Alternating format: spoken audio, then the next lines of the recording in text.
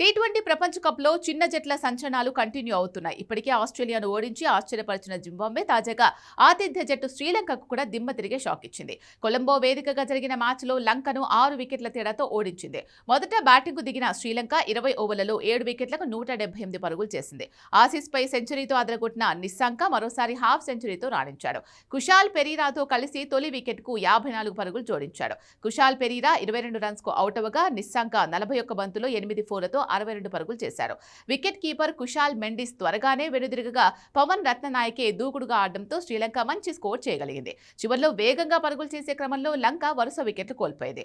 Zimbabwe బౌలర్స్లో క్రీమన్, Evans, ముజర్బానీ రెండేసి వికెట్లు పడగొట్టారు. అనంతరం జింబాబ్వే 19.3 ఓవర్లలో 4 వికెట్లకు 182 పరుగులు చేసింది.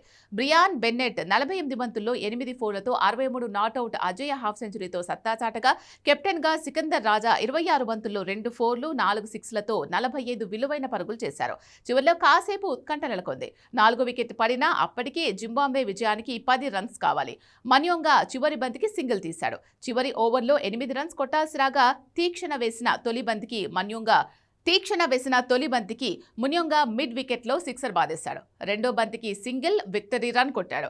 అంతే, వికెట్ల 6 తేడాతో జింబాబ్వే జయభేరి మోగించింది. శ్రీలంక బౌలర్స్లో దుషన్ హేమంత 2 వికెట్లు తీయగా డసన్ షనక, దునిత్ వెల్లెగల చెరో వికెట్ పడగొట్టారు. ఈ గెలుపుతో గ్రూప్ బి టాపర్గా సూపర్ 8 అర్హత సాధించింది. ఈ మ్యాచ్లో ఓడినా ఇప్పటికే శ్రీలంక సూపర్ 8 చేరింది.